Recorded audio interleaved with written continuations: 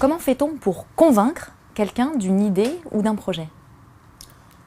Vaste sujet, évidemment. Il y a des psychologues, comme Roger Mukeli, il y a déjà une quarantaine d'années, ou plus récemment Howard Gardner aux États-Unis, qui ont passé leur vie à essayer de comprendre comment on pouvait influer sur les opinions de quelqu'un. Et au fond, ce qu'ils ont découvert, et ce qu'ils ont écrit, c'est que les gens étaient souvent convaincus, au fond, par leurs propres opinions, plutôt que par l'opinion des autres. Alors, j'ai en tête un souvenir qui m'a beaucoup marqué, c'était... Il y a une vingtaine d'années, j'étais un jeune, donc j'avais une trentaine d'années, j'étais manager d'une équipe de consultants et je devais pour la première fois présenter un projet au comité de direction d'une grande banque. C'était un grand projet de formation et le patron de cette banque était une terreur. Et le directeur de la formation était venu me voir dans mes bureaux la veille à 8h, 9h du soir en me disant « Je voudrais que vous vérifiez avec vous les mots que vous allez écrire sur vos transparents ». À l'époque, on avait des transparents qu'on posait sur vous savez, les rétroprojecteurs. Parce que le président pourrait mal réagir, etc. Je dis, écoutez, c'est bon, ça n'exagérons pas. Et le directeur de la formation me dit, vous savez, la dernière fois qu'un consultant est venu en comité présenter un projet, le président, je ne vais pas donner son nom, n'a rien dit pendant 3 minutes, puis il a dit un seul mot, sortez. Donc là, j'ai commencé à m'inquiéter et à demander à ce directeur de formation quels sont les mots qu'il ne faut surtout pas employer, qu'est-ce qu'il ne faut surtout pas dire, comment faire pour ne pas me retrouver dehors au bout de 5 minutes de présentation. Et le directeur de formation a eu une idée géniale. Il m'a dit, écoutez, il y a que 2 choses en tout cas qu'il aime évoquer, c'est l'exemplarité et l'anticipation. Ce sont les 2 choses qu'il répète sans arrêt. Et je me suis dit, il faut que je trouve un moyen de placer ces 2 mots dès le début de ma présentation, même si ça n'avait en apparence pas grand rapport. Et j'arrive devant le comité de direction, j'étais terrifié, j'avais 2 personnes de mon équipe avec moi, j'étais très intimidé. Et il y avait tout le comité au grand complet avec ce président dont je savais qu'il terrorisait tout le monde. Et je pose mon premier transparent en tremblotant et je me dis, il faut absolument que je suive les conseils du directeur de formation. Et donc je dis, voilà, on va parler de votre projet de formation. Vous souhaitez former tout votre réseau commercial et en commençant par l'encadrement, parce que bien entendu, il y a une valeur qui est importante pour vous comme pour nous, c'est l'exemplarité. Et le président intervient avec une voix très puissante. Et il dit « exactement ». Je continue et je dis, dans le cadre de ce projet de formation, on va travailler sur la façon dont vos commerciaux interagissent avec les clients, mais aussi on va travailler sur la façon dont ils préparent les entretiens, parce que en matière de vente, comme dans tous les domaines, ce qui compte, c'est l'anticipation. Et là, le président m'interrompt, il me fait signe, il m'interrompt, et il dit aux membres de son comité, « Messieurs, mesdames, c'est ce que je vous dis tout le temps ». Et à partir de ce moment-là, il a commencé à approuver tout ce que nous présentions avec mon équipe.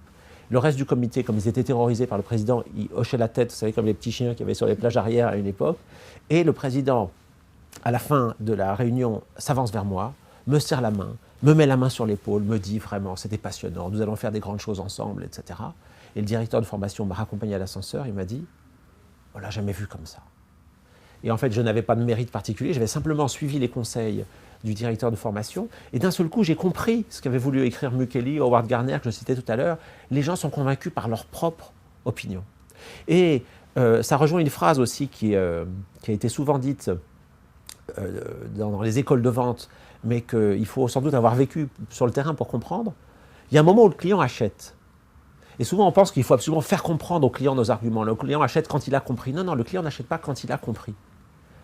Le client achète quand il sent qu'il a été compris. Donc pour convaincre quelqu'un, la première chose, c'est de lui montrer qu'on l'a compris. La deuxième chose, c'est de présenter sa solution avec des arguments qui correspondent aux motivations du client. Alors, parce que le client, finalement, il a 2 types de besoins. Il a des besoins qui sont rationnels, besoin d'une solution à un problème donné. Il y a des besoins qui sont des besoins plus psychologiques. Vous avez des gens qui ont un besoin avant tout d'être rassurés. D'autres qui ont le besoin de se valoriser. D'autres qui ont le besoin d'être à la pointe, de chercher des choses nouvelles. D'autres qui ont le besoin de garder leur confort, de ne pas s'embêter la vie. D'autres qui ont le besoin de sentir qu'ils font une affaire. Et d'autres qui ont un besoin d'affection, de relation. C'est les 6 grandes motivations qu'on connaît depuis longtemps. On appelle ça son cas, souvent sécurité, orgueil, nouveauté, commodité, argent, sympathie. Mais ça, c'est très important. C'est très très important, et y compris pour des négociations de très haut niveau. Parce que par exemple, le client vous présente une solution, que ce soit une centrale nucléaire, ou que ce soit un service, ou que ce soit n'importe quel produit, et le client vous demande par exemple, mais ce que vous me proposez là, est-ce que ça existe depuis longtemps? Et là vous pouvez répondre tout fier, ah non, c'est totalement nouveau. Et le client, s'il est très en recherche de sécurité, va vous dire, bon, bah écoutez, nous on préfère les choses qui ont été éprouvées, qui sont... Et vous passez complètement à côté de l'effet recherché. Mais inversement, si le client vous demande, est-ce que ça existe depuis longtemps ce que vous faites? Et vous dites, vous pensez, c'est des technologies qui existent depuis 30 ans, c'est vraiment archi... Et là, le client dit, bon, bah, écoutez, laissez tomber, nous, ce qu'on cherche, c'est des choses qui nous donnent un temps d'avance. Vous savez, je vois sur les blogs aujourd'hui, on parle de tas d'innovation. Et là, d'un seul coup, vous voyez que vous êtes à côté de la plaque. Donc la bonne façon, quand on veut convaincre quelqu'un, c'est de l'écouter. Si le client vous pose une question, répondez par une question. Ça fait longtemps que ça existe, pourquoi me posez-vous cette question? Parce que je voudrais savoir si c'est tout à fait à la pointe, absolument. Ou parce que je voudrais savoir si c'est éprouvé. Donc, dites-vous que vous ne pouvez convaincre une personne qu'avec les idées de cette personne et pas avec les vôtres. 2, employer des arguments qui s'appuient sur les motivations de l'interlocuteur. 3, un argument, pour convaincre, il faut qu'il ait au moins 3 dimensions. Il faut qu'il exprime un avantage qui soit clair. Par exemple, j'ai une solution pour vous qui est pratique, ou qui est économique, ou qui est... Bon, cet argument, cet avantage, il faut l'étayer par une preuve. Si on argumente sans preuve, sans caractéristiques précises, c'est du vent. Mais il faut aussi faire l'effort de traduire ça en bénéfice pour l'interlocuteur, par rapport à sa propre motivation. C'est un produit qui est pratique, qui se déplace facilement. Donc pour vous, qui avez 5 sites, à ce moment-là, on traduit l'argument en bénéfice précis pour l'interlocuteur. Voilà quelques éléments pour convaincre un client d'une idée ou d'un projet.